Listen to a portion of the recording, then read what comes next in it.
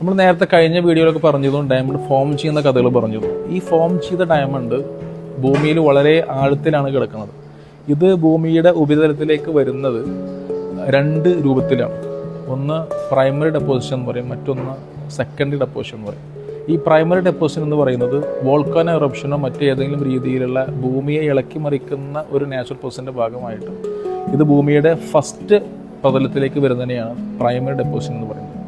അവിടെ നിന്ന് മറ്റ് പല രീതിയിലുള്ള നാച്ചുറൽ കലാമിറ്റിയിലൂടെ റിവർ ബാങ്കിലോ അല്ലെങ്കിൽ സീ ബെഡിലോ ഒക്കെ എത്തിപ്പെടുന്ന രണ്ടാമത്തെ ടൈപ്പ് ഓഫ് ഡെപ്പോസിഷനെയാണ് സെക്കൻഡറി ഡെപ്പോസിഷൻ എന്ന് പറയുന്നത്. ഇവിടെ നിന്നാണ് ആളുകൾ കൂടുതലായിട്ടും ഈ സാധനങ്ങൾ മൈൻ ചെയ്തെടുക്കുന്നത്.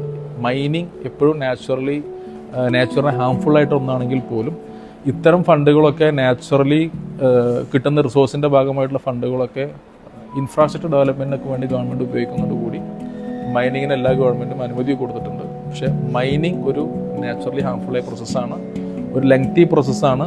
അത് വളരെ ചിലവേറിയതും ഒരുപാട് കായിക അധ്വാനവും ഒരുപാട് മാൻ പവറും യൂസ് ചെയ്യപ്പെടേണ്ട ഒരു പ്രോസസ്സ് കൂടിയാണ്.